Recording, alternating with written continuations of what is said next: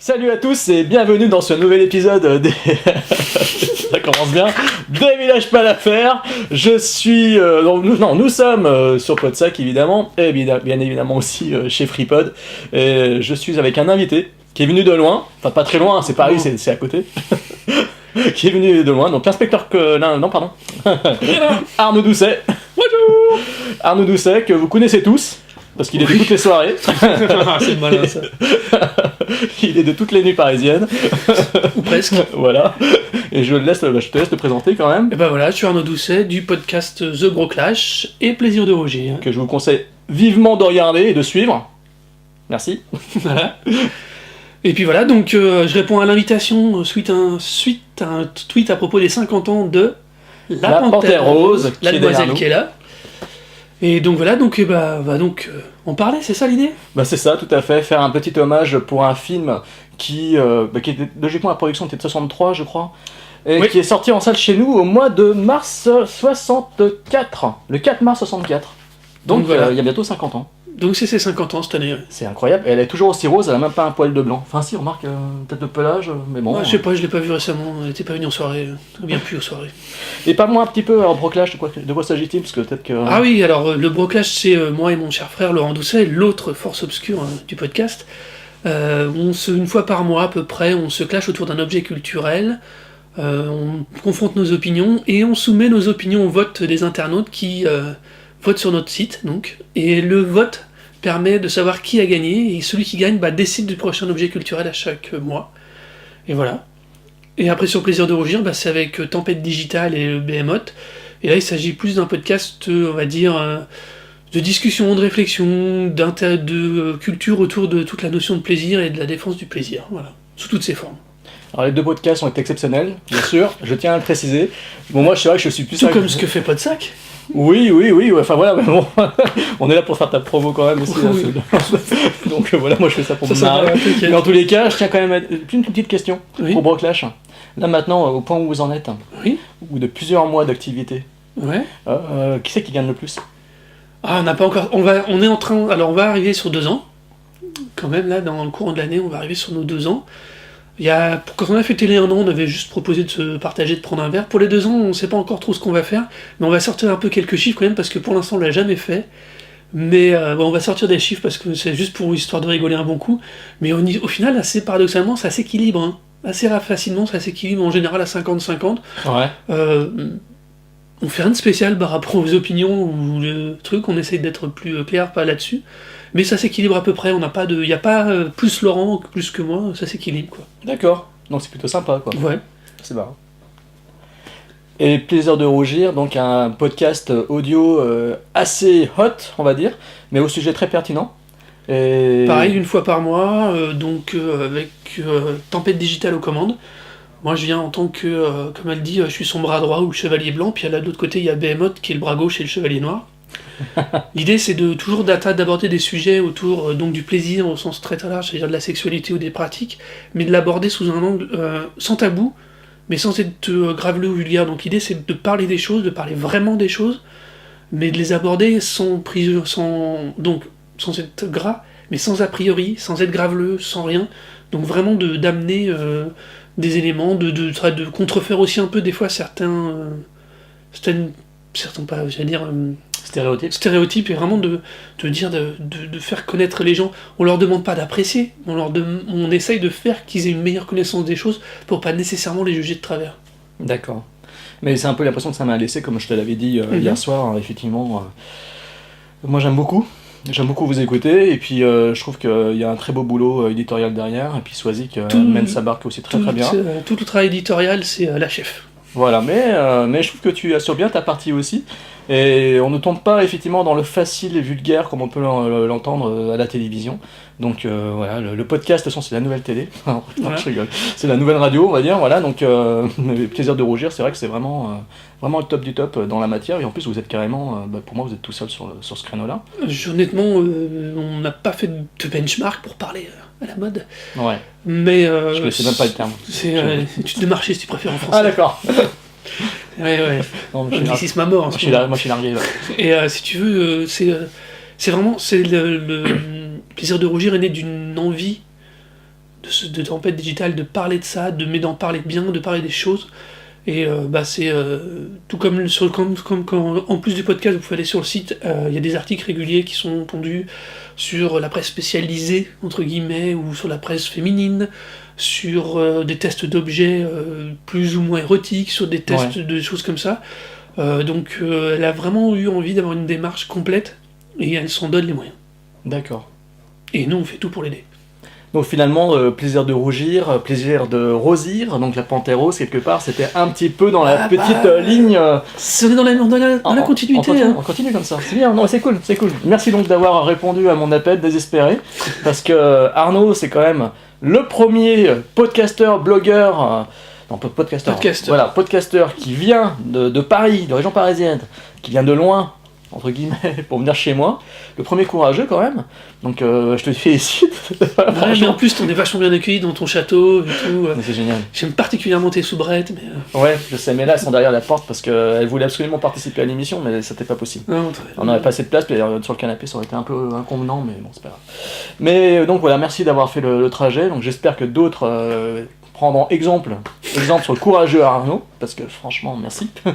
Ouais, pas de quoi, moi je...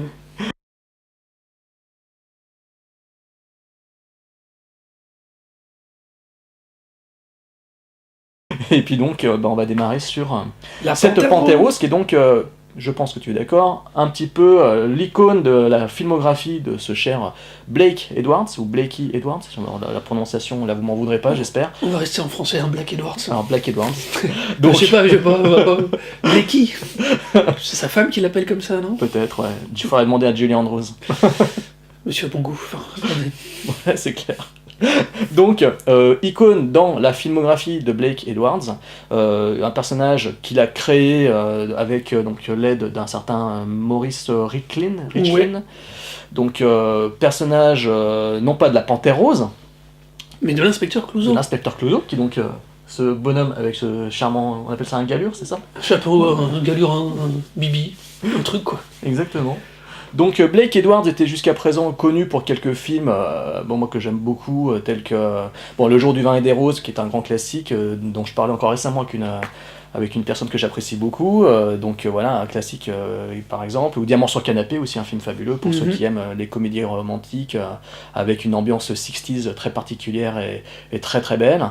Et donc avec la Panthère Rose, il signait un premier film qui allait devenir finalement une grande saga, une grande franchise, un film assez incroyable sur le plan pop, j'ai envie de dire, et c'est pas un film qui a fait un flop du tout, et c'est un film qui arrive au travers d'une galerie de personnages, parce que il y avait une grande galerie de personnages dans ce premier segment, donc tourné en 63 et sorti en 64, avec un casting effectivement prestigieux. On avait David Niven, Peter Sellers, Robert Wagner, William Conrad. Pour ce qui est, d'ailleurs, c'est les 4 rôles masculins importants. Ouais. Pour les femmes, on a Claudia Cardinal, Brenda de Bandy, alors celle-là, je suis moins truc, et une jeune femme qui s'appelle Capucine Danton. Voilà. Capucine, c'est la femme de Jacques Clouseau. Voilà, donc on est, il y a une belle distribution, il y a une, surtout au niveau masculin, honnêtement, à part Claudia Cardinal, le reste c'est un peu moins, c'est pas tout à fait le même niveau, mais au niveau masculin, c'est à l'époque, Peter, c'est quand Black Edwards monte le film, c'est dit dans les notes qu'on peut voir un peu à droite à gauche, c'est David Niven qui fait venir l'argent. Exactement. Et le film est supposé tourner autour de David Niven. Donc, exactement. Il devait faire, je crois, une série de films aussi autour du personnage du fantôme. Voilà, de Ghost. Voilà.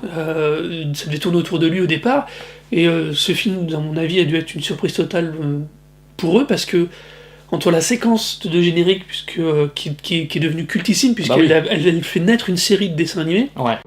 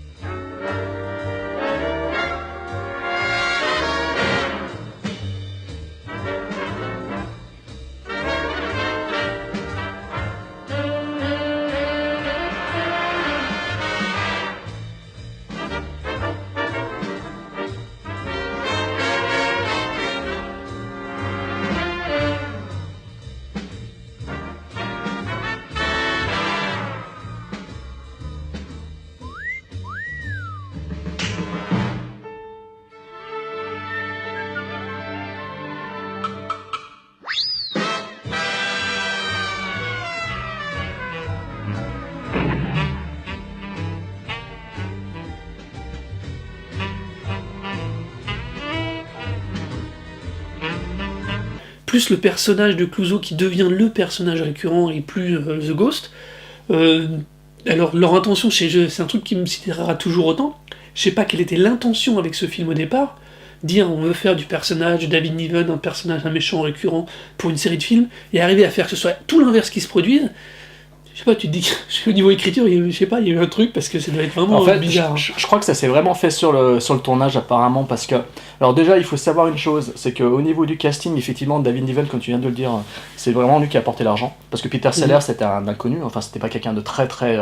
il avait déjà une filmographie assez conséquente, mais c'était pas un acteur qui avait fait ses preuves au premier plan.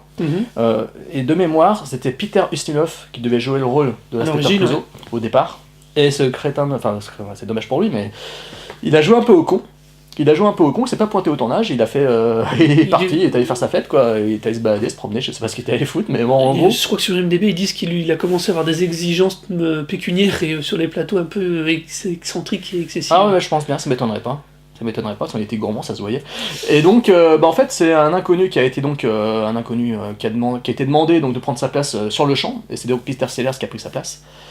Et effectivement, dès les premiers jours de tournage, dès les premiers instants de tournage, au niveau de la construction du personnage, de ce qu'il en a fait, de comment il l'a créé et comment il le jouait, c'est devenu un peu au niveau de tous les techniciens, même de Blake Edwards, c'est devenu vraiment quelque chose de tellement drôle qu'ils se sont rendus compte, au fur et à mesure, je pense, que cet inspecteur Clouseau était celui qui allait supplanter tous les autres.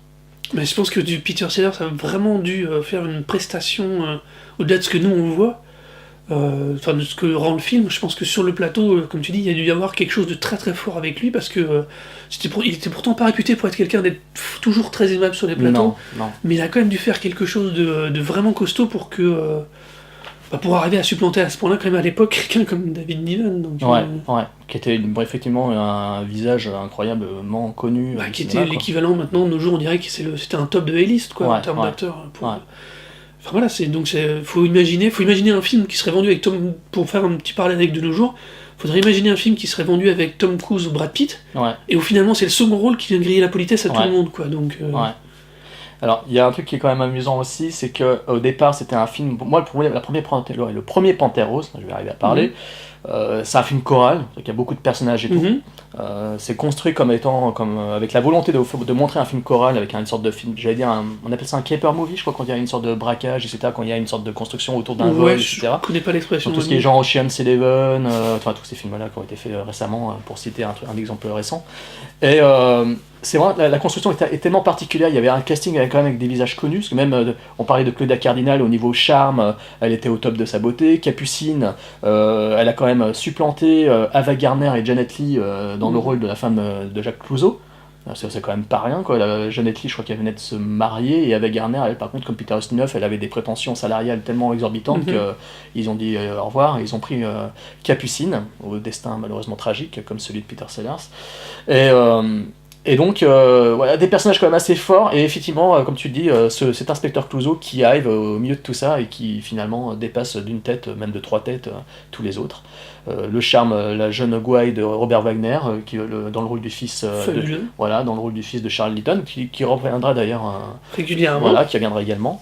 Et donc un film qui est construit autour du vol d'un diamant, qui est donc la fameuse Panthère Rose. Voilà, fameuse Panthère Rose. Alors, c'est un diamant, je crois il paraît qu'il y a plusieurs diamants qui ont ce défaut-là. Il n'y en a pas qu'un seul dans le monde, apparemment, d'après ce que j'ai pu lire. C'est un défaut qui arrive dans certains diamants.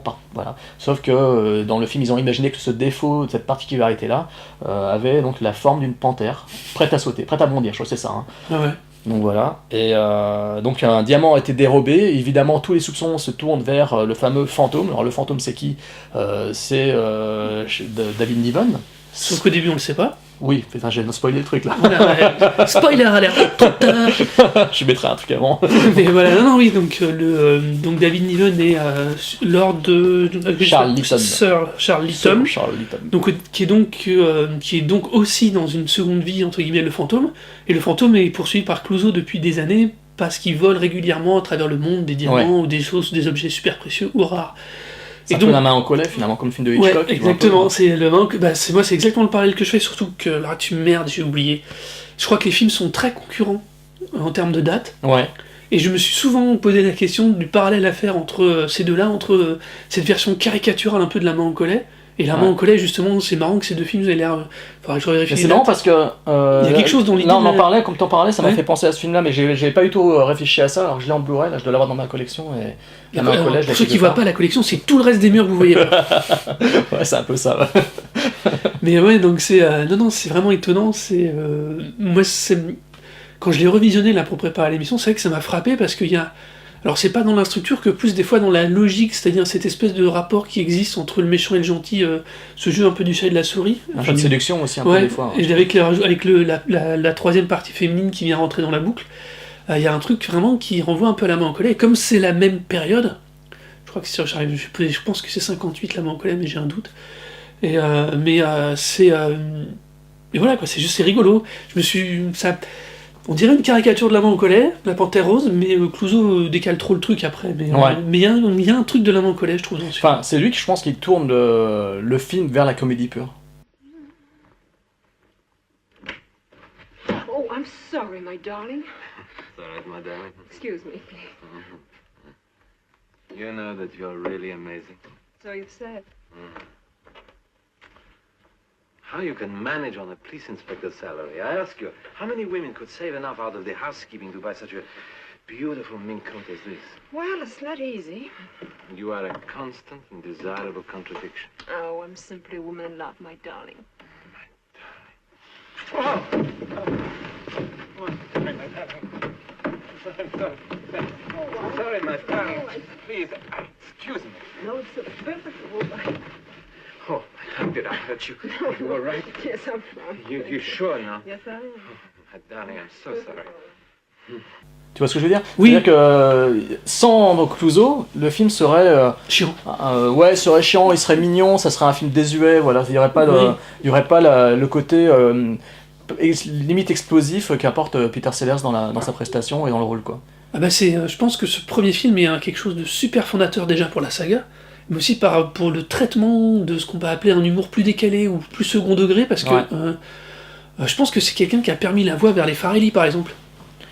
Parce que quand en 63, il fait son personnage son héros principal, il le fait tomber sur tout, bien avant la chèvre, se ramasser la gueule sur tout, accrocher tout foutre en vrac, mais quand même réussir, il va très très loin, parce qu'on n'est plus du tout dans l'image d'un James Bond, d'Alan Quaterman, qui est encore à l'époque aux États-Unis, ou des personnages même de l'époque de Grande Sci-Fi, à la Flash Gordon, ou des choses comme ça. Ah non, tu parles des céréales. Voilà, des céréales. L'image du héros, elle est super carrée à l'époque. Ouais. Et lui nous balance un mec avec un accent, avec des effets de voix française à la con, avec un chapeau dégueulasse. Non, pas encore le chapeau dégueulasse. On en viendra après. Pas encore, mais avec une espèce de dégaine dégueulasse qui a l'air de sortir de n'importe où, avec une moustache qui est improbable, mais c'est étonnant quoi. Et du coup, il décale complètement, et il en fait le héros, et il marche. Alors tu vois, là je relis mes notes, et effectivement, et donc il a construit son caractère, le personnage de Clouseau, sur apparemment une image d'un fameux Captain Matthew Webb, un personnage qui existait apparemment en 1875. Alors après c'est en anglais malheureusement, mais en fait il s'est inspiré de lui par rapport à sa posture et à son physique, et surtout la moustache. Donc il nous campe un héros en 63 en pleine période pop, révolution sexuelle, peace and love et tout ça. Ouais. Un mec qui est inspiré de 1875 avec une moustache qui est hallucinante quoi. En plus le dessin qui est derrière nous finalement n'est pas loin de... il lui rend hommage. Voilà, il lui rend hommage parce qu'il n'est pas loin de la réalité telle qu'elle sera dans les films suivants. Parce que pour l'instant dans le premier Panthère Rose, effectivement il n'a pas la dégaine, le chapeau comme tu disais. Il n'a pas tout à fait la dégaine, mais il a bien la gestuelle, le mouvement, l'espèce d'attitude corporelle si bizarroïde, cette espèce de façon de marcher. On dirait c'est pareil, on pourrait encore le renvoyer à Tati. Ouais, exactement. Il y a mon oncle avec cette espèce d'énorme fouille. Ouais, c'est un côté Monsieur Hulot un peu. Tout à fait. C'est pas bon du tout ça, c'est clair. Mais c'est très marrant. Mais lui, il le met du côté policier, il le transforme vraiment en héros, parlant, par rapport à Tati. Et c'est vraiment étonnant. Et celui, même si de nos jours, on peut le trouver simplement un peu ridicule, un peu bizarroïde, un peu décalé, il va super loin à l'époque, moi je pense, en termes de décalage. Surtout qu'à l'époque, le décalage allait plus vers des trucs... intellectuel, intelligent, parce qu'on est quand même dans les 70 avec l'avènement d'un certain cinéma d'auteur et tout ça. Donc lui, il va presque à l'opposé, tout en restant dans un cadre assez familial et tout ça, et moi je trouve que c'est vachement malin. Et je répète, il ouvre la voie à des gens comme les Zucker et après les Farrelly, parce que il dit on peut faire de la grosse déconnade, on peut, quelle que soit son origine. Alors après, nous, avec les Zucker et les Farrelly, on a eu un autre contexte, une autre époque, donc on va peut-être un peu plus loin dans certains domaines, surtout du côté féminin et sexuel, mais à l'époque, il va quand même super... Enfin, moi, je trouve qu'il va assez loin, quoi. Ouais, je suis d'accord avec toi. Sans tomber dans le graveleux ou dans le mauvais goût, c'est ça que je veux dire. Oui, on reste quand même dans quelque chose qui reste familial. Non, il était toujours il a jamais franchi la ligne comme l'ont pu le faire les frères Farrelly. Parce que les Zucker, Abrahams, enfin les Z.A.Z, donc, parce que tu citais les mecs qui ont fait Y a-t-il un pilote dans l'avion, Police Squad, etc. Hot Shots. Ouais, Hot Shots. Ouais, c'est vrai que eux, ils ont toujours été vraiment dans le pendant de la parodie pure, de leur parodie où ça dépasse vraiment. Oui, c'est vrai, ils sont plus parodiques. Mais les frères Farrelly, je suis pas du tout à l'opposé de ce que tu dis. Enfin, je suis totalement d'accord. Putain, je suis pas vraiment. C'est rien. Tant que tu te mais je suis totalement d'accord avec toi. Tout va parce bien. que effectivement, les frères Farrelly, ils arrivent à construire des personnages drôles, des personnages forts, avec des personnages remplis de maladresse et remplis de des fois. D'une naïveté telle qu'on les adore. Je pense évidemment aux héros de Marie à tout prix pour le film le plus fondateur, ou même les personnages de Dumb and Dumber. Et c'est vrai que là, totalement d'accord, on est vraiment dans cet esprit-là. On a dépassé la slapstick comédie, on a dépassé les Keystone Cops, les Keystone Cops, on a dépassé ce style de comédie des années 30-40, où les comédies un peu romantiques, un petit peu désuètes qui fleurissaient sur les écrans dans les années 50 et 60. Et La Panthère Rose, c'est clair que d'un coup, on a installé un nouveau style d'humour. Pour moi, c'est carrément ça, quoi. Alors, le film a une trademark, tu l'as cité tout à l'heure, tu as parlé du générique, un générique animé qui avait été donc demandé par Blake Edwards, générique en dessin animé, qui sont devenus ensuite vraiment la marque de fabrique de la franchise jusqu'au bout. Je veux dire que tous les films... on La Panthère en générique. Voilà, on La Panthère en générique, il fait qu'un générique en dessin animé, avec même le dernier, je crois, le fils de la Panthère Rose. Tous, parce que même le dernier a relancé la production d'une nouvelle série d'animation après la sortie de La Panthère Rose 2 avec Steve Martin. Ah, je savais pas en 2010, ça. Ils ont relancé derrière une autre édition d'animé de La Panthère. D'accord. Donc ça n'a pas trop bien marché apparemment. Ouais.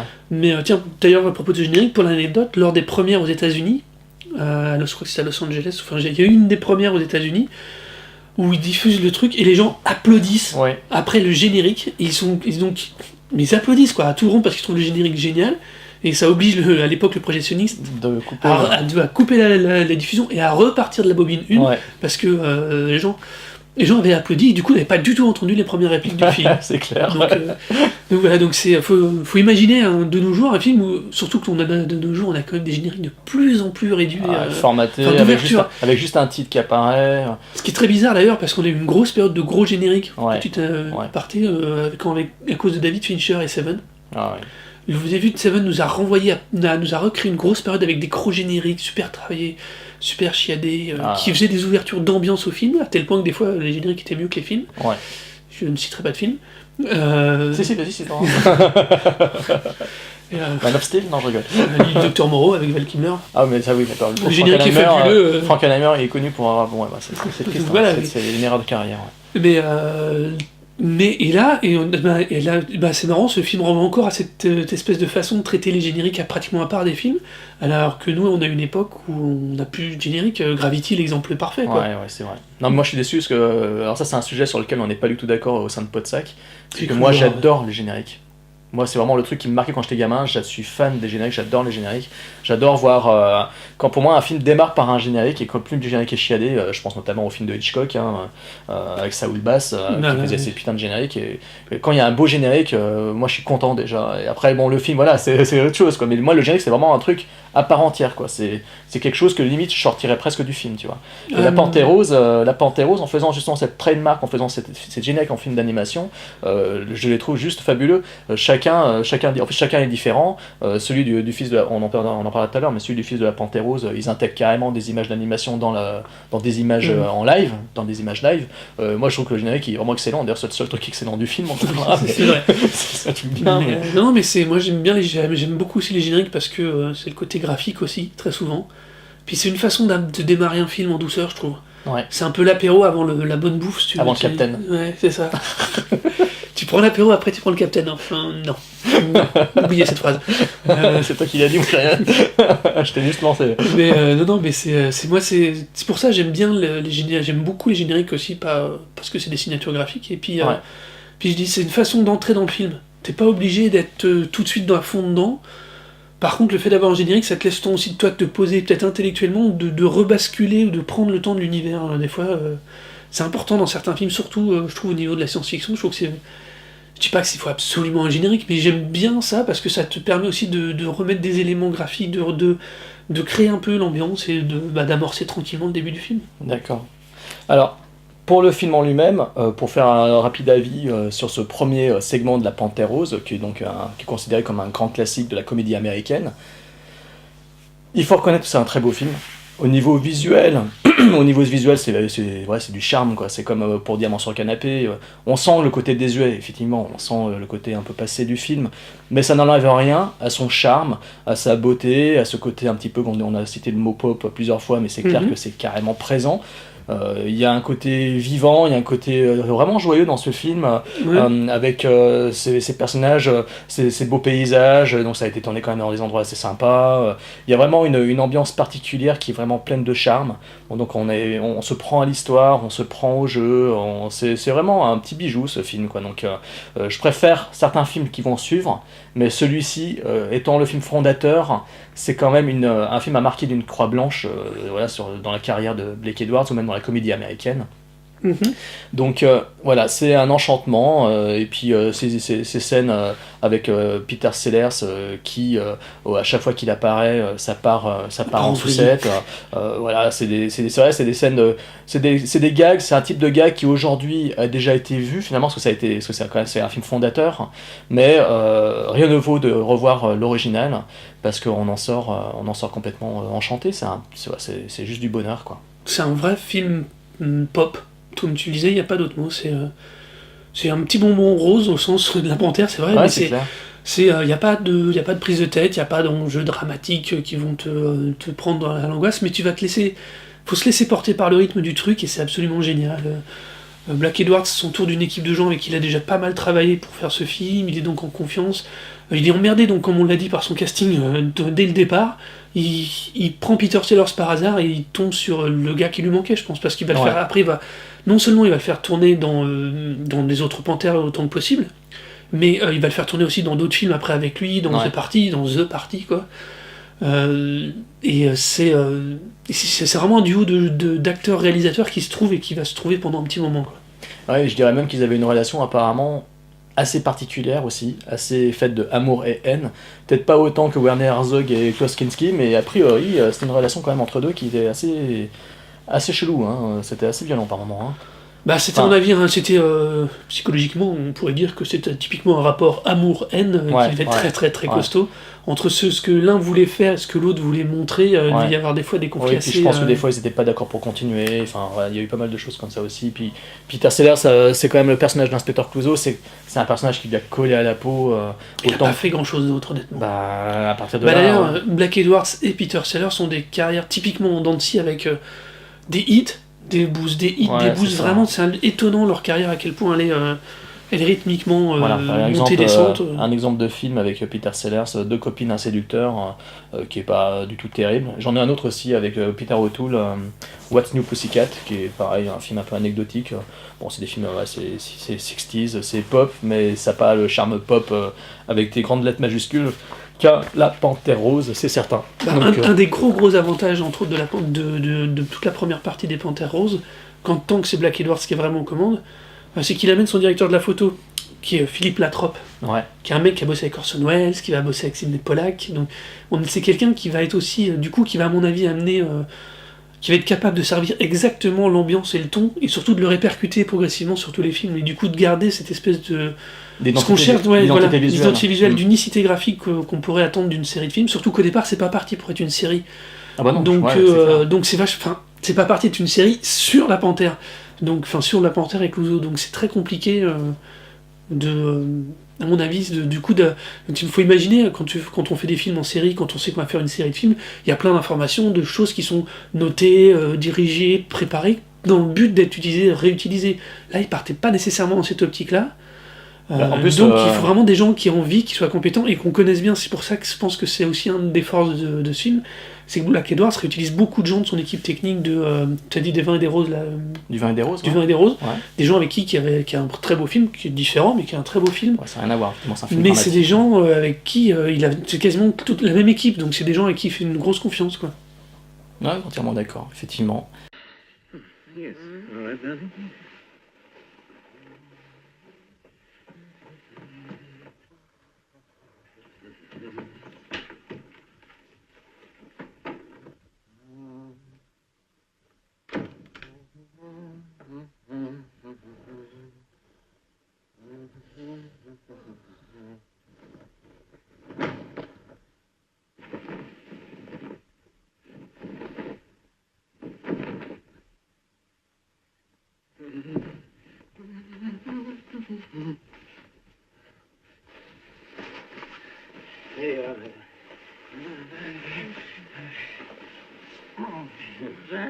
Yes, The light.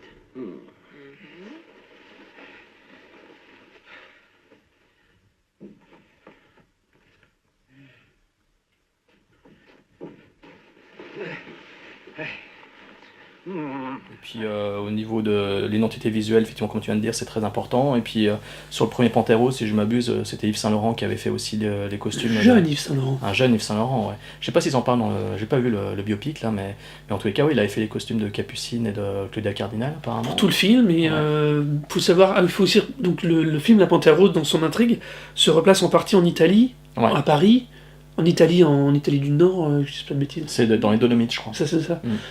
Donc en Italie, à Paris, et ça finit aux États-Unis. J'ai un doute. Peut-être bien, moi aussi, là, j'ai un doute aussi. Tu feras une coupe. Paris, Rome et Cortina. Non, ça reste en Europe qu'en Europe. Ouais, c'est en Europe, ouais, effectivement. Ouais. Et c'est. Et du coup, il faut savoir que quand il prend Yves Saint Laurent, à l'époque, Yves Saint Laurent n'est pas le Yves Saint Laurent de maintenant. Ah bah non. Oui, mais quand tu fais un truc à Paris où tu dis que toutes les nanas font super fashion et tout, Ouais. que toutes les actrices sont. Ouais, c'est pareil, ce film tire une caricature du fashion victime de l'époque, ça se disait pas comme ça, à mon avis, des fashionatas. Il nous montre du coup un Paris super glamour, avec des nanas toutes super bien Ah, c'est une habillées. carte postale, hein, dans le C'est film, une hein. carte postale, mais Ouais. c'est Yves Saint Laurent. Mais même par hein, quand ils partent dans les Dolomites, on se croirait limite du chalet suisse, quoi. Ça devient Oui. limite pareil, des images d'Épinal, tu vois. Ah oui, mais c'est Mais c'est ce qui fait le charme du film. Moi, ça me gêne pas. C'est voilà, ça fait tout le sel du film, tout son charme. Je trouve ça beau. J'aime bien de revenir à ces images-là. Ça fait du bien au cœur, ça fait du bien aux yeux. C'est comme Diamant sur canapé, c'était pareil aussi. Donc Sauf que ça marche moins bien, surtout avec le temps. Alors que La Panthère Rose passe quand même vachement mieux l'outrage du temps. Elle fête ses 50 ans avec fierté en avec elle. fierté.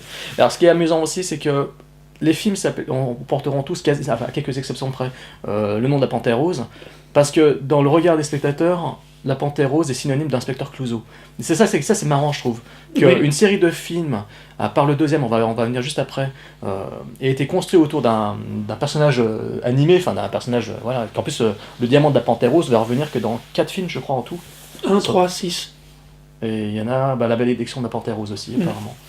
Je crois que c'est ça. C'est le retour d'un Panthère Rose, la malédiction de la Panthère Rose et à la recherche de la Panthère Rose.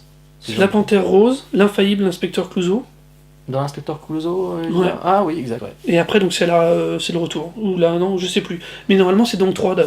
D'après Wikipédia, c'est Le que 3, dans le 3. le 3, c'est le retour de la Panthère Rose. Ouais, bah, Alors, d'après IMDB, D'après IMDb, effectivement, seulement 4 films traitent de ce diamant. Le retour de la Panthère Rose, à la recherche de la Panthère Rose, et The Curse. et la malédiction. Ah non, c'est l'héritier de la Panthère Rose. En original, c'est Curse of the Pink Panther de 83. Mhm. C'était donc celui qui était sans Peter Sellers. Enfin, Et pas donc- complètement. Voilà. Et non, c'était pas lui. Mhm. En fait, c'est l'héritier de la Panthère Rose. Avec Benigni. Non, ça c'est le fils de la Panthère Rose. L'héritier de la Panthère Rose, c'est avec un acteur qui a pas fait une carrière énorme en tant qu'acteur, parce qu'il est devenu réalisateur de séries télé et qu'on vous Ah voyez oui. au générique de plein de sitcoms actuels. Le mec maintenant fait une carrière de monstre, de réalisateur de sitcoms. Enfin, on y reviendra après. Ouais. Sitcom. Ah ouais, sans déconner. Ouais. C'est une vraie carrière quand tu es réalisateur de sitcom. Ah Non, d'accord, non, c'est je du pense troll, c'est que du troll. Ouais, non, mais... non mais c'est pas faux, hein, effectivement. Donc, Moi personnellement, juste là, pardon, j'aurais dû démarrer par ça, mais c'est pas grave, parce que tout à l'heure j'y avais pensé, puis finalement on a embrouillé autrement, mais c'est pas grave. Moi, La Panthère Rose, quand j'étais gamin, parce que c'est une série de films que j'ai découverte on reviendra après, grâce à un coffret. Pour moi, pendant longtemps, c'était un dessin animé en fait. Les films, j'en ai entendu parler à mon adolescence quand j'ai une tante qui adore Peter Sellers et Blake Edwards, qui a commencé à m'évoquer le fait que c'était une série de films. Et j'ai mis très longtemps à les voir, à les découvrir, parce que pendant très longtemps, soit ils étaient diffusés à la télévision, mais je pense que c'était en séance tardive, ou j'ai pas souvenir d'avoir vu Les Panthères Roses en prime time à la télé quand j'étais gamin. Ça m'a pas marqué du tout. Moi, je me souviens des dessins animés quand on était vraiment petit. Voilà, pareil, parce qu'on est Par la même contre, génération. très tôt, moi je me souviens d'avoir vu le premier film assez vite. Parce que s'il était diffusé en prime time, genre sur la 3, sur FR3 à l'époque. Ouais. Et je sais qu'il avait été diffusé et je pense même qu'il a été au moins une... Alors après peut-être par contre c'était beaucoup plus tardif en horreur, mais je crois qu'Eddie Mitchell lui avait consacré une fois une dernière séance. Ah, peut-être bien. Je crois parce que pourtant c'était pas trop sa cam, mais je crois qu'une fois il l'avait fait. C'était plus c'était encore un peu plus vieux même des fois, mais je crois qu'il avait... Je sais pas pourquoi j'ai un souvenir d'une panthère rose dans le cadre de la dernière séance, mais c'est peut-être un mauvais souvenir, faut pas nécessairement. Moi je me souviens les avoir vus. Amis auditeurs, faudra donc vérifier cette information. Cherchez ça. Envoyez-nous ça des commentaires tout de suite sur le live. Non, il n'y a pas de live, je suis con. Pas aujourd'hui, non. Écoute, merci pour cette premier film de cette franchise, Panthère Rose. Est-ce que tu as autre chose à ajouter sur ce film ? Regardez-le. Voilà, regardez-le, pareil aussi, il faut les voir. Moi je dis il faut tous les voir, en tout cas on va vous dire à partir desquels vous pouvez vous arrêter.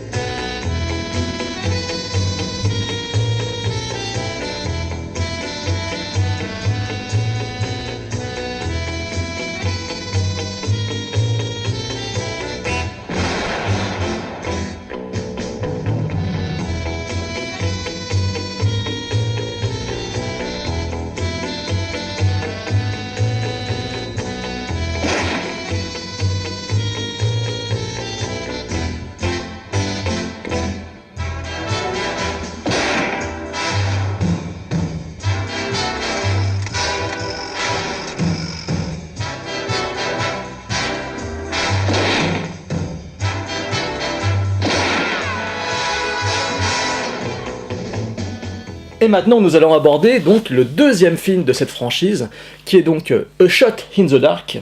Titre anglais, voilà. Qui peut surprendre parce qu'il ne porte ni de mention de panthère, ni de mention d'inspecteur. Exactement. Alors que le titre français sera donc, je peux dire, Quand l'inspecteur s'en mêle. Avec 2 M et un seul L. T'en mêles pas. Et en plus, c'est un film qui a été produit... Enfin, beaucoup disent, ou croient, que le film a été réalisé quasiment avant La Panthère Rose. J'ai eu des échos comme quoi, il y a des rumeurs en fait qui disent que soi-disant sa production aurait été lancée pendant le tournage de La Panthère Rose ou même avant, en amont de La Panthère Rose. Alors qu'en fait c'est faux, il a été tourné donc quasiment 2 mois et demi après, 3 mois et demi après. En tout cas la production a été lancée très rapidement après le premier Panthère Rose. Et donc le film est sorti très rapidement aussi après le premier Panthère Rose. Donc A Shot in the Dark est sorti le 23 juin 64. Alors je rappelle que La Panthère Rose, le film, le premier était sorti en Grande-Bretagne le 7 janvier et aux États-Unis le 18 mars 64. Donc 18 mars 64 pour les États-Unis, 23 juin pour le second. Et pour la France, il est sorti par contre le 24 février 65. Parce qu'à l'époque, il fallait du temps pour faire le doublage, je pense. Oui, c'est ça, puis la traversée de l'Atlantique, les transatlantiques n'étaient pas encore très très fiables, surtout depuis le Titanic. Oui, c'est vrai que c'était un peu plus compliqué pour eux. Puis je pense que les bobines, elles étaient peut-être pas comme aujourd'hui, c'était pas la même chose, quoi. C'était pas le même fonctionnement, j'imagine. Les équipes de doubleurs étaient peut-être pas les mêmes. Enfin bon, je commence à digresser. Je pense surtout qu'on était à une époque où le marché français et le cinéma français étaient très très forts, avec une très grosse identité, et que donc on se passait assez bien d'importation, quelle qu'elle soit, en bien comme en mal, à mon avis. Ouais. Alors, A Shot in the Dark, alors pour vite raconter l'histoire, il y a un meurtre dans une grande demeure où il y a Monsieur Ballon et tous ses domestiques, sa femme... Monsieur Ballon, avec les domestiques, gouvernantes, jardiniers, etc. Donc tous sont des suspects potentiels. Qui a commis ce meurtre et qui est dépêché sur place? Malheureusement, c'est l'inspecteur Clouseau, au grand désespoir du commissaire Dreyfus. Donc, alors pour le replacer, le commissaire Dreyfus est le supérieur de l'inspecteur Clouseau. Voilà. C'est son apparition, c'est l'apparition de ce personnage qui va devenir extrêmement important pour la série. Ah bah carrément, toute la série, c'est clair. Voilà. Il y a aussi l'apparition de Kato, qui est donc l'acolyte ou le domestique, le majordome de l'inspecteur Clouseau. C'est le Robin de l'inspecteur Clouseau. Voilà, c'est son Robin. C'est un putain de robinet d'ailleurs. Ouais. Et donc film donc, qui raconte une intrigue criminelle, une sorte d'intrigue à Agatha Christie, c'est-à-dire que voilà, il y a plein de potentiels suspects, l'inspecteur mène son enquête, donc il y aura un début et une fin avec une conclusion. Très Agatha Christie. Voilà, exactement. Et il faut signaler aussi que le scénario de ce film a été écrit par William Peter Blatty, que tu connais. Ah bon? Ah oui, tu connais William Peter Blatty. Pourquoi? Parce que c'est lui qui a écrit L'Exorciste. Oui, et l'Exorciste 3. Et L'Exorciste 3 qu'il a réalisé. Exactement. Légion. Exact. Après J'avais sa oublié. nouvelle. Non mais ça c'est énorme, quand j'ai vu ça, je me suis dit putain mais William Peter Blatty a écrit Shot in the Dark. Bah ouais, mais c'est bien. Ça prouve que. Non mais moi je trouve ça génial. Ça prouve qu'il sait écrire. Ouais, ça prouve qu'il sait écrire, mais surtout Surtout le premier Exorciste. Non mais c'est ça qui est dingue quoi, c'est de dire putain le mec c'est lui qui a écrit L'Exorciste quoi. Mais c'est pas tout à fait non plus une écriture, c'est quand même au départ une partie du scénario est une adaptation d'une De pièce de théâtre. Ouais. Alors une pièce de théâtre, alors de qui? Alors déjà de Harry Kurnitz, qui était donc avec Walter Matthau et Peter Sellers. Moi, je Ouais. lis ma note, hein, parce que bon, je vais pas mentir, hein, je suis pas non plus... Qui était déjà elle-même une réadaptation de L'Idiote de Marcel Achard. Alors attends, est-ce qu'il me dit ça? Ils envoient salauds, ils disent pas. faut- T'en sais plus que moi, t'en sais plus que moi. Je Mais sais bon. pas, c'est ce que dit Wikipédia et c'est ce qu'on trouve après aussi. Par contre, ça, à titre d'info sur l'histoire des scénarios, c'est ce que tu trouves aussi sur, pas sur IMDb, mais sur la base de scénario.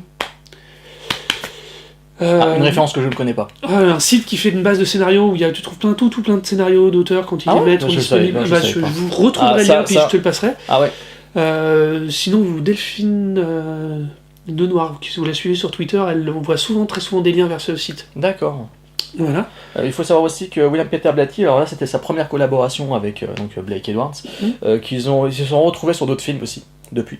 Avant l'Exorciste, avant l'Exorciste 1 de William Friedkin. Donc il a réécrit pour lui What Did You Do in the War, Daddy, Peter Gunn et Darling Lily. Peter Gunn qui va être très important aussi pour Dans la Blake carrière de Edwards. Blake Edwards aussi, ouais. Et Darling Lily. Voilà, donc il a fait encore 3 autres collaborations avec lui avant de devenir beaucoup plus connu avec l'Exorciste, avec l'Exorciste, avec la petite Megan. Donc, Shot in the Dark, un film qui s'ouvre d'une manière très particulière, absolument fabuleuse. Et là, je vais laisser Arnaud en parler. Cette ouverture absolument incroyable de plan sur la façade de la maison de Monsieur Ballon Oui, qui se balade. Donc, je me demandais où t'allais. voilà. Oui, on démarre par une présentation extérieure, entre guillemets, par les fenêtres d'espèce de pseudo-plan séquence ou à défaut de panoramique sur toutes les fenêtres qui montrent du coup tous les futurs protagonistes. Alors c'est un truc qu'on en parle, je l'évoque, ça m'a fait très bizarre la première fois que j'ai revu le film, parce que je m'en souvenais déjà pas du tout, et ça m'a vraiment évoqué ce premier panotage de Stewart dans la fenêtre sur cour, quand pour la première fois que c'est jumelles, il nous présente tout le monde comme ça en disant ah bah tiens elle est là, bah tiens machin. Il y a la caméra, c'est comme si on était d'un seul coup à la place de Stewart, mais qu'on se retrouvait face à un immeuble de fous furieux et que d'un seul coup donc on se retrouvait à faire la même chose que lui. On est dans notre fauteuil, on bouge plus et on regarde les gens et c'est très rigolo. On évoquait des choses déjà. Du côté des grands cinéastes avec les génériques un peu inspirés sur la Panthère Rose et tout ça, et là à nouveau on se retrouve avec une référence au cinéma de son époque qui est donc Fenêtre sur cour, avec cette espèce de...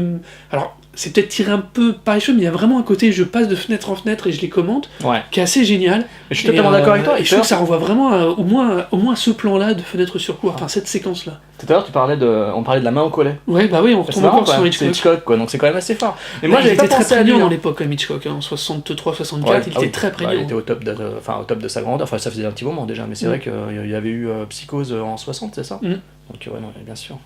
Et moi, j'avais pensé à Dario Argento aussi, en fait. Mais c'est con, hein. Alors, je me suis toujours. Mais Dario Argento, ça arrive après, évidemment, pour le film Ténèbres. Tu sais, le fameux plan avec le meurtre des 2 lesbiennes dans la maison, avec la caméra qui se promène comme ça, qui grimpe sur le toit, etc. Ça m'avait fait penser à ça, mais parce que j'avais pas repensé, j'avais pas revu Fenêtre sur cour au moment où j'ai découvert Shot in the Dark. Donc, That dawn means goodbye.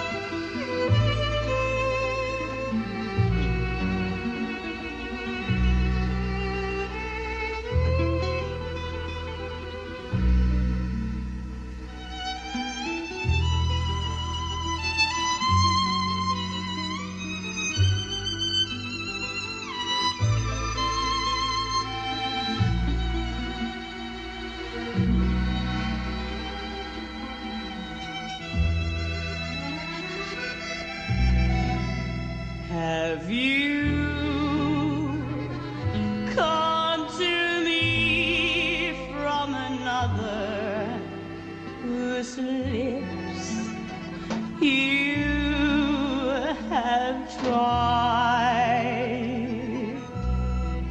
Do you still belong to another? Is that why we hide?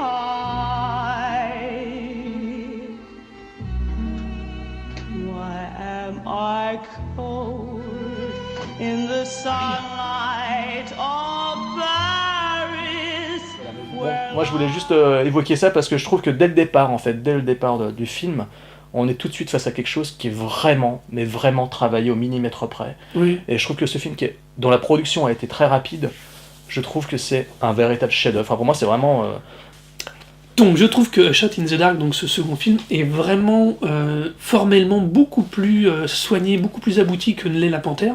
Alors les deux sont géniaux, mais alors le premier est génial pour toute l'invention qui montre, pour la création du personnage, de cette ambiance, de ce style visuel. Le 2 par contre redonne sa chance entre guillemets à la mise en scène vraiment. Il garde la tonalité, le style machin, mais la mise en scène devient beaucoup plus travaillée et vraiment beaucoup plus chiadée quoi. Ouais. C'est pas qu'elle était mauvaise avant, c'est juste que là elle est mieux. Et puis il y a du rythme. En fait, Ouais. il insère un certain rythme au niveau des gags et au niveau de la narration. Il y a vraiment quelque chose. Il y a un rythme. C'est pas métronomique. Il n'y a pas ce rythme un peu chiant où ça tombe pas comme un cheveu sur la soupe. On sent que vraiment tout a été pensé de telle façon que c'est tellement bien ciselé, c'est tellement beau que à chaque fois ça fonctionne et que chaque fois il y a. Je sais pas. Ce film a une certaine mélodie, je trouve, au niveau visuel et au niveau de Ouais, c'est un bon comparatif de la avec de la mise en scène. Non, moi je suis là 100%, je trouve qu'il y a... Puis il y a cette tonalité qu'il arrive à conserver, comme on a évoqué le directeur de la photo qui est toujours le même, et il y a cette tonalité graphique qui accompagne cette évolution, enfin cette amélioration de la mise en scène, et c'est vraiment très... Enfin, c'est juste génial, quoi. Enfin, moi j'aime... T'es pris, les gags fonctionnent, il y a cette construction, il y a ce personnage, donc Clouseau, donc une pléthore de suspects, donc le grand jeu ça va être de les éliminer un par un pour arriver à la scène d'explication à la fin, mais enfin c'est Clouseau quoi, il sait pas qu'il les élimine, c'est qu'il s'élimine d'eux-mêmes. Il s'élimine d'eux-mêmes quoi, c'est juste génial quoi. Et donc enfin voilà quoi, tout est là, c'est t'as le personnage qui commence à prendre forme. Vraiment, de Clouseau, qui l'inspecteur, avec sa hiérarchie qui peut pas le piffer. Et ça, son accent. Et son accent qui là, est pareil.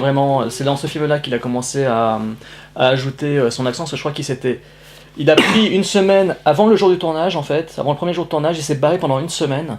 Il s'est barré, Peter Sellers, personne ne savait où il était. Et quand il est revenu, mais Blake Edwards voulait le massacrer en fait. Quand il est venu sur le premier jour de tournage, il est débarqué. Blake Edwards était furieux parce qu'il avait aucune nouvelle de lui. Et en fait, il était parti en vacances. Alors je sais plus à quel endroit, enfin je lise mes notes, mais il s'est barré en fait. Et il a pris, il s'est inspiré d'un bonhomme qu'il a rencontré pendant cette courte vacances, d'un patron d'hôtel, d'un hotel manager. Il s'est inspiré de ce type qui avait un accent français, en parlant anglais, il avait un accent qui était tellement particulier qu'il a trouvé ça tellement drôle qu'il s'en est inspiré pour créer justement ce fameux accent qui est devenu donc la trademark de l'inspecteur Clouseau. Et donc il s'en est inspiré pour faire quelque chose qui est finalement très très drôle. Qui est devenu un vrai gimmick du personnage. Complètement, ouais. Avant c'était juste des accidents de langage, là il le transforme en gimmick. Donc. Exactement. Et donc Shot in the Dark, comme tu viens de dire, identité visuelle superbe, mise en scène très précise, donc un bijou visuel, franchement, pour moi, voilà, je pense qu'on est d'accord là-dessus. Beaucoup de personnages, une intrigue qui se tient, il n'y a pas spécialement un suspense, parce que même si le corps du film tourne autour de la résolution d'un meurtre, on a surtout tout un tas de prétextes pour créer une succession de gags complètement dingues, enfin dingue, c'est peut-être le mot est fort, mais qui sont à l'image de ce personnage maladroit de Jacques Clouseau.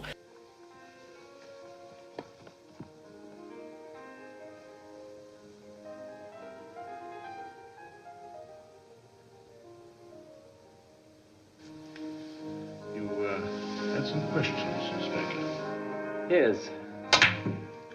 I had rather hoped to have a talk with your wife. Well, she's out. You just missed her. On the contrary, she just missed me in the driveway going up.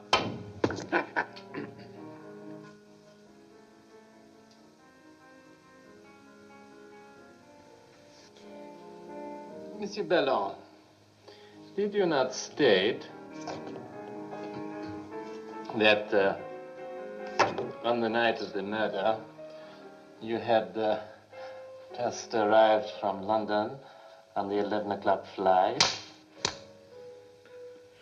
Donc il y a la création de 2 personnages, tu vas en parler je pense. Donc d'un côté Dreyfus, interprété par Herbert Lom, qui est devenu aussi qui est devenu l'acteur d'un personnage, hein. C'est vraiment c'est comme Peter Sellers avec l'inspecteur Clouseau. Herbert Lom pour moi c'est le commissaire Dreyfus, avec son rire de hyène, et surtout ce tic visuel, ce tic à l'œil qu'il a, qui apparaît dans ce film. Et, alors je sais pas qui a eu l'idée de le faire, c'est ce que c'est lui, j'ai pas trouvé de note à ce sujet-là, mais c'est vrai que c'est vraiment bien foutu parce que ça démarre, il reste normal, posé et tout, il est sévère, mais plus le film avance, plus il y a ces dérapages hystériques de hyène, voilà, la Marc-Olivier Fogiel, et puis, référence et puis ce tic nerveux qu'il a, et puis surtout il est la source de gags que je trouve absolument géniaux, qui sont souvent hors champ d'ailleurs, et c'est là que justement je trouve que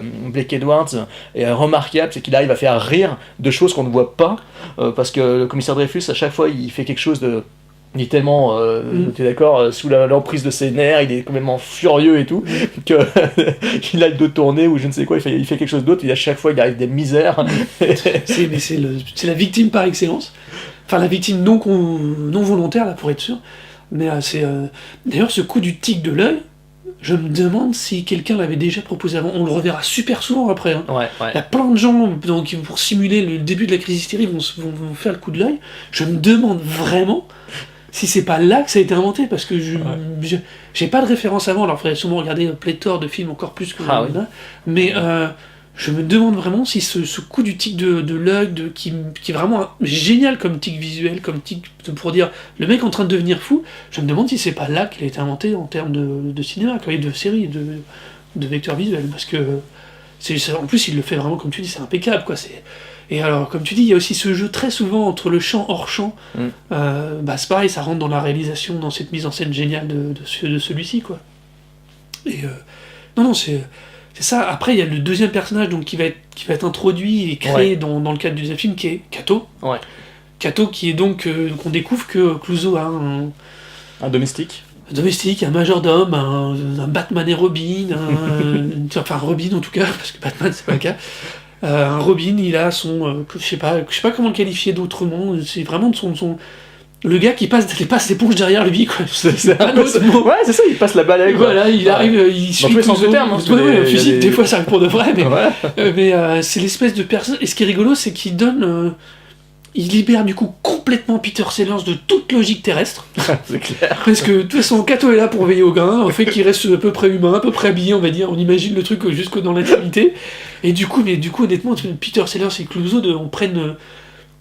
Ça lui permet d'être que dans son enquête, entre guillemets, du coup, et que du coup dans ses trucs, dans son espèce, ça lui permet d'être encore plus perché dans ses réflexions, dans ses attitudes. Du coup, ça rend le personnage encore plus louvdingue et encore pris dans des séquences de gageries visuelles, physiques hallucinantes. Mais t'as Cato qui renvoie toujours à la réalité, au fait que, de toute façon, ça fait rire tout le monde parce que c'est n'importe quoi, mais ça fait d'autant plus rire qu'après on sait qu'il y a quelqu'un qui va nettoyer les pots cassés. Exactement. Et c'est juste génialissime, entre le chef hystérique qui comprend pas ce que fait ce débile, parce que de toute façon il est débile, il fait n'importe quoi, mais il arrive à des résultats. Tout le monde le demande, et tout le monde le vénère, parce qu'il arrive à des résultats.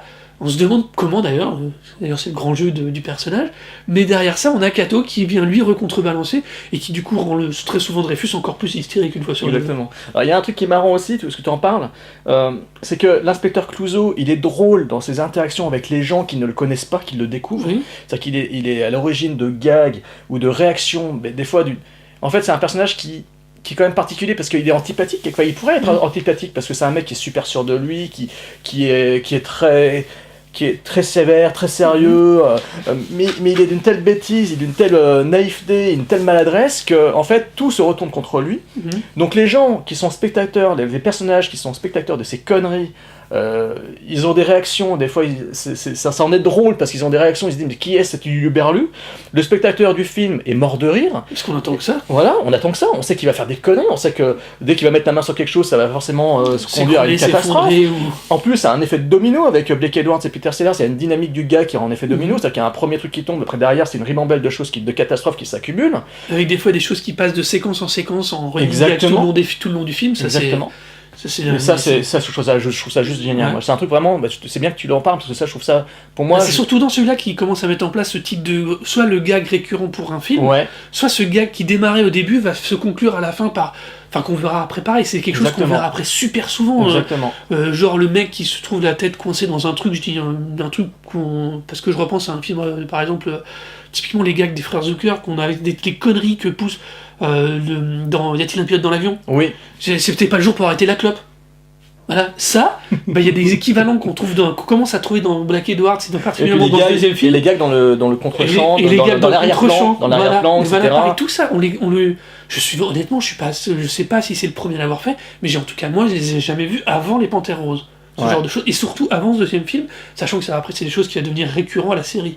Mais c'est génial. Et puis, c'est exactement comme dans les Y a-t-il un pilote, c'est quelque chose qui est super malin, qui vient pas de parasiter, c'est super bien construit. En fait, ça apporte une dynamique. Ça crée une dynamique dans le champ visuel, dans le plan, et pas nécessairement dans l'histoire, parce que même si elle est quand même très relativisée. Et c'est une histoire meurtrière en plus. Oui. Shot in the Dark, il y a 14 morts et un corbeau.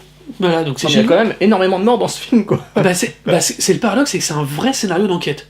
Exactement, c'est ça qui est Mais l'enquête reste très très superficielle au final. Elle sert l'histoire, parce qu'elle permet de mettre Clouseau dans plein de situations différentes et d'aboutir à 14 morts différentes aussi. Aussi, hein, faut être clair. C'est clair. Et du coup, on a une situation, mais ça reste comme très enquête. Et la manière dont est résolue l'enquête à la fin, à l'Agatha Christie, où j'explique tout, c'est génialissime, quoi. En plus, on sent qu'ils se sont dit, allez hop, on va résoudre ça à un tour de main, et puis terminé, quoi. Mais c'est vrai que c'est marrant. Et ce que tu viens de dire sur les gags récurrents, sur la Shot in the Dark, c'est vrai que pour moi, c'est peut-être bien, t'as raison, c'est peut-être bien un des premiers films que l'on voit, parce que quand l'inspecteur s'en mêle, donc Shot in the Dark, il y a ce gag récurrent de Clouseau qui commet une bévue et qui se retrouve embarqué par le camion de police, quoi. Ouais. Et à chaque fois cette image du camion de police qui passe sur la caméra. Et des fois t'as même pas vu le gag, mais tu sais que s'il passe derrière, c'est-à-dire que le mec s'est pris un truc et qu'il s'est fait ramasser, quoi. Exactement. Tu ne le vois pas, tu vois le camion de police avec la sirène et tu sais que c'est Clouseau qui a fait une connerie. Mais ça, je trouve ça mais génial, quoi. Tu veux, à part chez Cukor dans certains films comme How to Catch a Millionaire, ouais. où je crois qu'il y a un gag récurrent avec un serveur qui voit passer Marilyn Monroe un coup sous le... Ah, peut-être. Moi, je pense à The Party. En parlant du serveur, moi, je pense à The Party. Tu vois, non, mais moi, je cherchais surtout des antécédents, tu vois. Ouais. Et en plus, je suis même pas sûr que ce soit si vieux que ça par rapport au... Si, quand Marilyn était morte en 63... Ouais. Ouais, enfin, tu vois aussi, ça devait être plus tôt. Tu vois, je suis pas sûr qu'il y ait eu... Il y avait déjà eu le coup du gag récurrent tout le long du film, mais arriver à faire du gag récurrent un élément aussi de construction du film, plus les gags d'arrière-plan, et je crois que c'est vraiment le premier qui amène cette forme moderne de délire visuel et de délire du plan, quoi. Exactement. Et en plus de ça, il y a aussi dans ce film, pour moi, c'est la première fois, je l'avais déjà remarqué dans The Party, parce que The Party, je l'ai vu avant de découvrir les Panthères Roses, mais dans Shot in the Dark, je me suis rendu compte que déjà avant, il avait cette façon de mettre en place toute une grande séquence humoristique. C'est pas comme aujourd'hui, souvent les gags, c'est soit des gags au niveau verbaux, au niveau des dialogues, c'est des gags de situation, des punchlines, c'est des gags de situation et des situations qui sont assez courtes. Dans celui-ci, dans les Shot in the Dark, ce sont des gags qui s'étirent sur une longue situation, mais c'est pas un truc qui est tiré en longueur comme dans les mauvaises comédies françaises, c'est pas un truc qu'on étire avec une blague sur pas de bras, pas de chocolat comme dans Les Intouchables, parce que ça, ce genre de c'est voilà. pas des blagues, ça, voilà, c'est des vérités, ça. Voilà, mais tu vois, le genre de gag que l'on étire, voilà. Là, dans Shot in the Dark, c'est une séquence entière avec de l'action, avec des interactions, avec beaucoup d'humour. C'est tout le temps en train de rajouter un élément qui fait tout le temps déraper. Ça continue en catastrophe. Je pense à la séquence du camp de nudistes. Mais cette grande partie du film, moi personnellement, je la trouve génialissime, quoi. Surtout que ça démarre de façon très anodine, il arrive et tout, il met sur l'enquête, il veut se retrouver un suspect, etc. Ça continue, puis plus le film avance, plus la séquence avance, on est toujours dans ce camp et tout, et puis il se passe plein de choses, et c'est à mourir de rire, quoi. C'est une accumulation, et...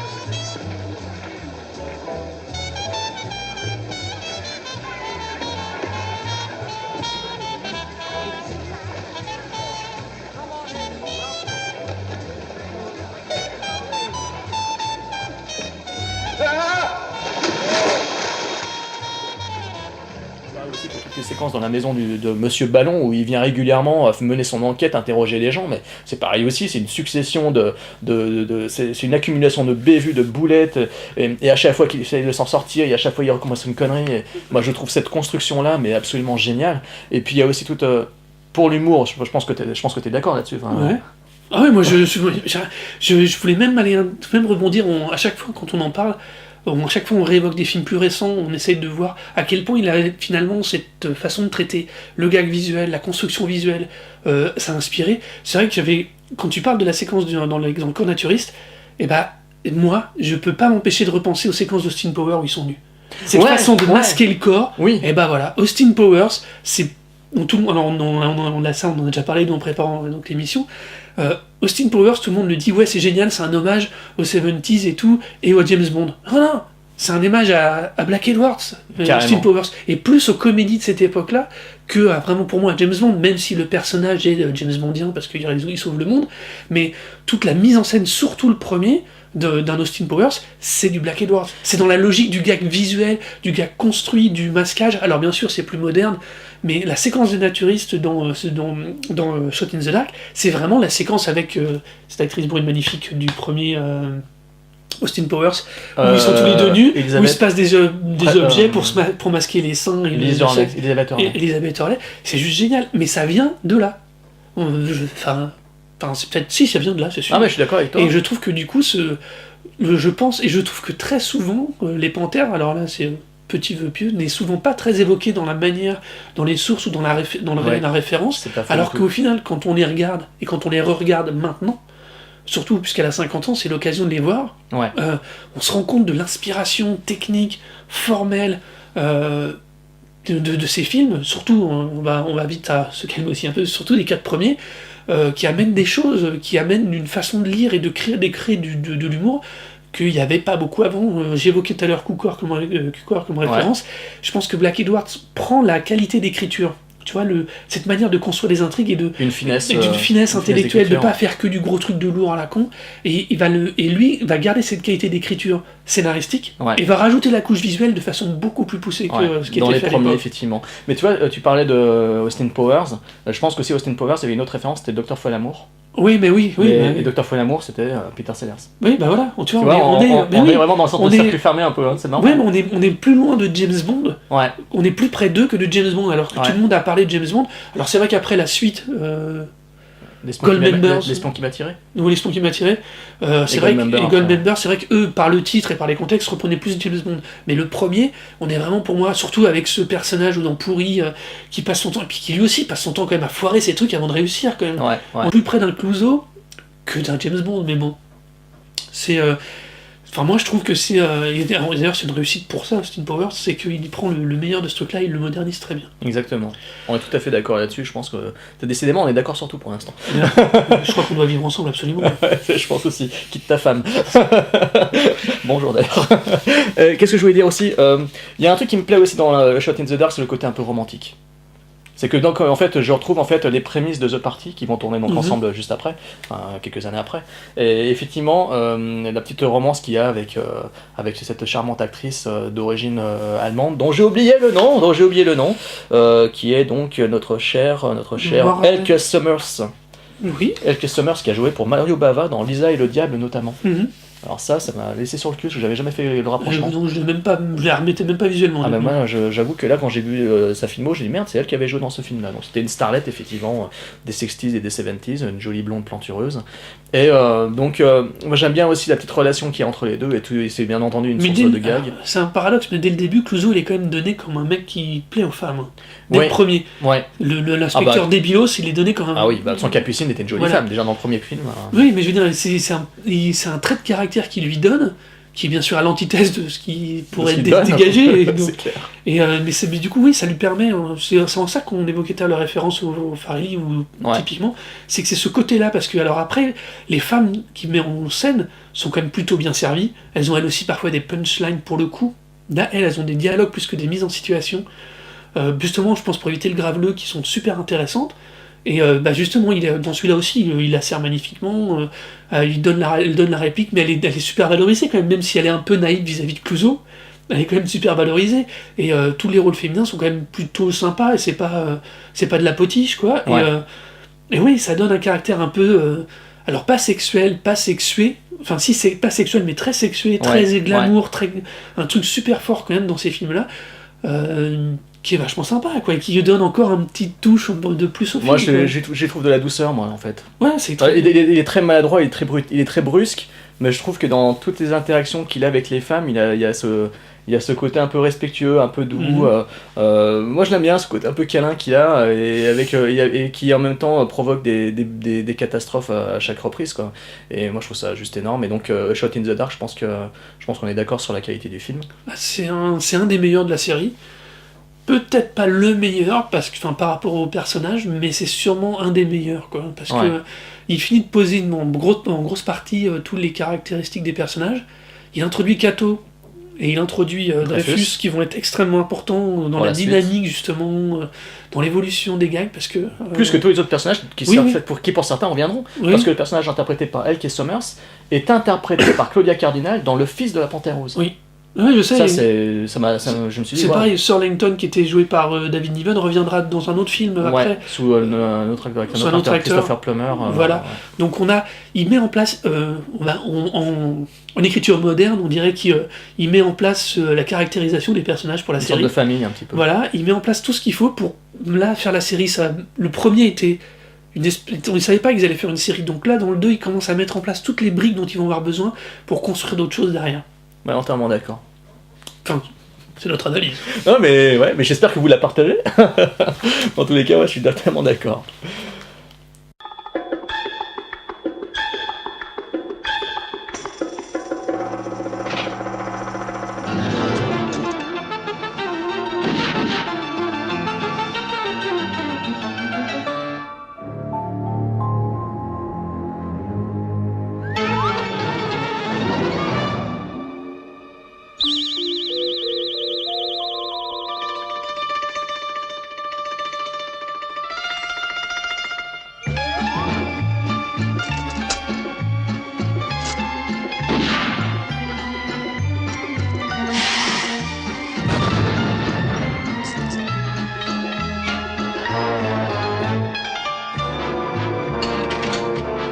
Et bien donc pour conclure cette première partie de podcast Il Village pas l'affaire consacré à la franchise Panthère Rose, nous allons donc aborder un film un petit peu à part, un film déviant qui a été tourné donc qui s'appelle L'inspecteur Clouseau, que le voici. Voilà, qui a été tourné non pas par Blake Edwards et non pas interprété par Peter Sellers. Il a été réalisé par Bud Yorkin, un réalisateur de comédie et de séries télé américaines, et interprété par Alan Arkin, qui lui est très connu, et encore plus aujourd'hui parce que c'est un visage, si vous le voyez en photo tel qu'il est aujourd'hui, donc vous vous rendrez compte que vous l'avez vu dans maintes et maintes films. On le voit par exemple dans Little Miss Sunshine, Édouard Main d'Argent, Argo, bientôt dans Match Retour, ou Bienvenue à Gattaca, etc. Donc c'est un acteur très connu. Et donc réalisé par Bud Yorkin, ça je l'ai déjà dit, et tourné donc il est sorti en fait en 68, c'est-à-dire donc 4 ans... Après le deuxième. Après le deuxième, effectivement. Et pourquoi tourné en 68 ? Et pourquoi réalisé par Bud Yorkin et non pas par Blake Edwards ? Et pourquoi joué par Alan Arkin ? Tout simplement parce que Blake et Peter étaient ensemble pour tourner un autre grand classique. The Party. Exactement. Qui est un de mes films, je suis toujours dans l'image, qui est personnellement la comédie qui m'a révélé donc Blake Edwards, qui est un film que j'adore, pour ma part. Moi je suis moins fan. Voilà, moi je suis un gros fan de Rudy V. Bakshi. Pour moi ce film est un chef-d'œuvre, et je sais que on en a parlé hier. Ouais, non, moi je suis moins fan, j'aime bien, mais ça a moins ce côté, c'est plus frappadingue, mais ça a moins, je sais pas, comme il n'y a pas d'unicité, c'est juste, je sais pas, ça me plaît moins, je préfère vraiment la série des Panthères. D'accord. Dans le style. Et donc voilà, donc ils étaient occupés sur ce film-là, ce qui fait que le studio a préféré, lui... ne voulant pas perdre la franchise, ni un bon public captif, exactement, décide donc de produire une suite sans les principaux protagonistes et créateurs. Exactement. Tout au moins les deux principaux, parce que... Blake et Peter. Blake et Peter, parce qu'il y a une partie des gens qui vont être là, Mancini fait toujours la musique. Oui. Le générique est toujours un animé, mais bien sûr sans la panthère, avec juste l'inspecteur Clouseau. Comme dans le deuxième. Comme dans le deuxième. Une petite aparté d'ailleurs sur ce générique. Alors, on n'a pas encore trop parlé de Mancini, qui va être Exactement. quasiment le seul à être sur tous les films Ouais. crédité à la musique, et pas que à la musique du générique d'ailleurs. Il est toujours un regard sur le score. Et deuxième petite chose, un des créateurs de... là cette fois c'est moi qui me penche. Un des créateurs du personnage de la Panthère n'est pas non plus totalement n'importe qui, puisqu'il s'agit ni plus ni moins que David H. de Patty, et qui se montrera après, qui est un vieux de la vieille à Hollywood, qui a beaucoup travaillé sur les génériques, Ouais. et qui, après coup, va surtout monter un petit studio d'animation, qui va être bien marché, puis après, d'un seul coup, il va, par la Warner Bros., il va se retrouver à être poussé derrière deux petites personnes que sont Chuck Jones et Fritz Freleng. Des méconnus, des gens méconnus. Voilà, des gens méconnus, Ouais. des gens qui ont quand même révolutionné un peu le cartoon. Ah bon? Oui, et puis voilà, donc c'est vraiment, derrière la Panthère Rose, derrière le créateur de la Panthère Rose, il y a quand même des gens, les deux, parce qu'ils sont deux, l'autre c'est Freeland, il y a quand même deux personnes qui vont amener énormément de choses. C'est peut-être aussi une des raisons aussi de la réussite de la Panthère en tant que telle et de ses génériques, c'est quand même qu'il y a des gens qui croient à fond au support en lui-même déjà. Au potentiel du Et au personnage. potentiel du personnage Voilà. et le fait d'impacter sur le film et d'amener des choses dans un film. Entièrement d'accord. Donc voilà. Il y a une véritable iconisation du personnage de la Panthère Rose. Mhm. Et pour avoir revu d'ailleurs les dessins animés récemment, parce que bon, on les trouve en ce moment dans les, je vais le dire, hein, je vais faire de la pub, mais on trouve dans les magasins, dans les grandes surfaces, dans les bacs promo, dans les fonds du bac, et ben on trouve les DVD à 5€ de dessins animés contenant près de 4 heures de dessins animés quand même, c'est pas rien. Parce que rien que celui-ci, il y a 4 heures de dessins animés des années 60, qui chacun font entre 5 et 6 minutes. Et ce sont tous des petits bijoux. C'est une vraie plongée dans les c'est- années 60, c'est 70, génial. surtout les premiers, quoi. C'est génialissime, il n'y a pas de dialogue, c'est que du gag visuel, ça joue sur les dessins, ça joue sur les cadrages, c'est juste formidable, quoi. Donc voilà. Il faut savoir aussi une chose, c'est que l'Inspecteur Clouseau, ce film, donc, a été écrit par Tom et Frank Waldman, qui sont devenus par la suite des collaborateurs de Blake Edwards. Ils avaient participé à la série Peter Gunn et au scénario de The Party. Et ils seront responsables des scénarios des prochains Panthères Roses, en fait, qui seront donc réalisés par Blake Edwards, ceux des années 70. Mhm. Donc quand il y aura, donc, ça sera l'occasion, donc la deuxième partie du podcast, ça sera l'occasion de parler donc, du retour de la Panthère Rose, du retour de Peter Sellers et Blake Edwards. Dans ce film aussi, qu'est-ce que ça nous raconte?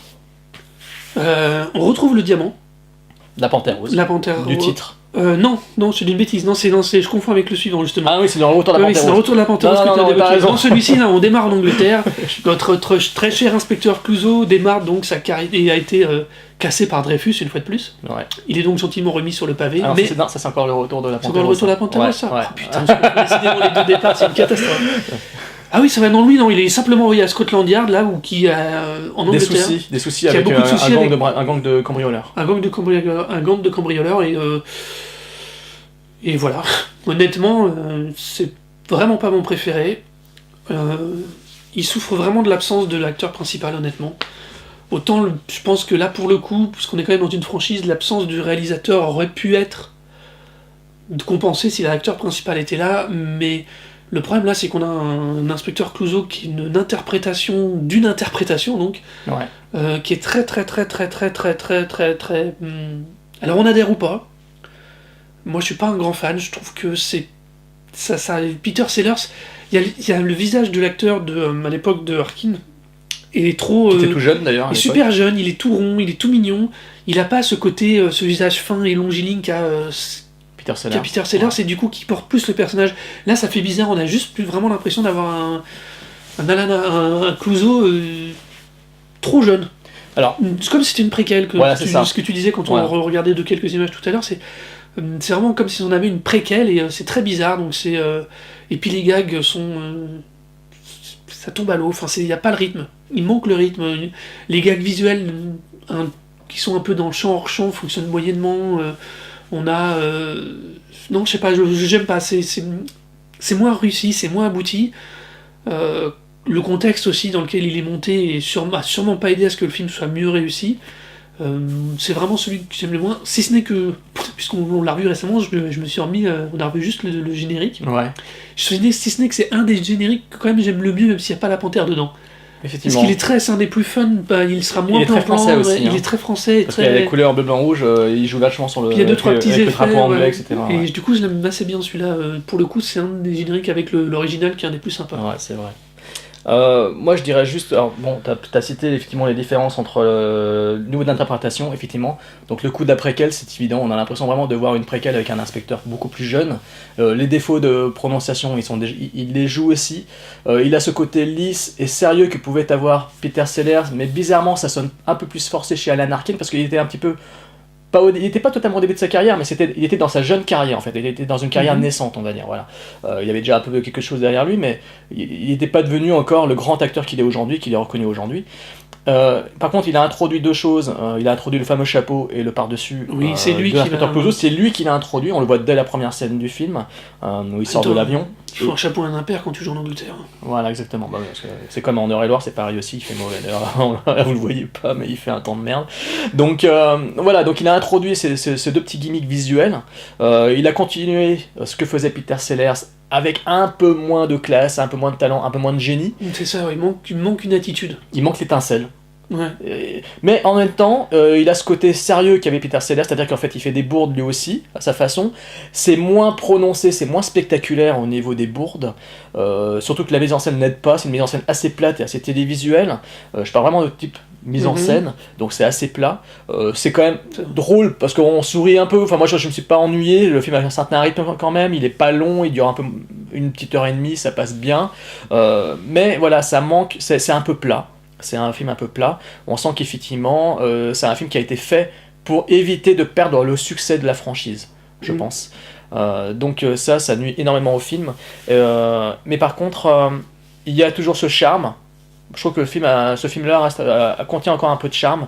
60s encore une fois, un charme un peu pop que j'aime bien quand même. Voilà. Et puis il y a des petits moments de bravoure entre guillemets. C'est pas les grands moments c'est pas de formidables moments de cinéma, mais ce sont des petits moments de bravoure à son petit niveau. Je pense notamment à cette partie finale où Alan Arkin interprète en fait finalement plusieurs rôles différents avec son visage. Il joue plusieurs rôles et en fait il a été doublé par les acteurs dont il devait en fait interpréter finalement le rôle. C'est marrant parce que c'est quelque part ça rappelle un peu le travail de Peter Sellers sur le Dr Folamour, des choses comme ça. Donc je trouve que c'est une idée qui est quand même assez pas mal, qui est bien rendue dans le film. En plus il le joue très bien parce qu'il arrive à chaque fois à incarner un personnage différent tout en ayant le même physique, la même gueule, mais il joue un autre personnage finalement, et bon, il y a une astuce, il y a un prétexte pour cette scène-là, mais je trouve ça assez bien vu. En soi, c'est pas un mauvais film, c'est juste que c'est pas un bon Panthère, si tu veux qu'on le dise comme ça. Bah, c'est pour ça qu'il d'ailleurs c'est le seul qui s'appelle... Ah non, c'est pas le seul, c'est le deuxième qui s'appelle autrement que la Panthère Rose. Voilà. C'est pareil, on parlait de l'ambiance qui est légèrement différente. Tous les rôles féminins, il y a plus ce côté un peu glamour qu'il y avait dans celui-là. Dans les autres, les rôles féminins sont anecdotiques, mais vraiment anecdotiques pour le coup. Je trouve que c'est dommage parce que c'est un des trucs qui amenait l'ambiance, qui amenait cette tonalité et tout ça. Et voilà, donc c'est pas un mauvais, comme je dis, c'est pas un mauvais film, mais c'est pas un bon Panthère. Oui, c'est vrai. Moi, je suis totalement d'accord avec toi. Même si c'est un film quand même que je regarde quand même sans déplaisir, sans ennui. Il y a quelques petits moments sympas. Voilà, Alan Arkin fait le boulot, mais petitement. Mais ce n'est pas un film à jeter. Donc voilà, c'est pas effectivement le grand Blake Edwards. Mais au moins, ça aura permis à la franchise de ne pas disparaître. Ça aura permis à cette série de films de rester quand même à la surface. C'est visible. Voilà, de rester visible et de justement conduire finalement quelques années après à un grand retour. Donc on va aborder dans la deuxième partie du podcast, si tu veux bien. C'est parti.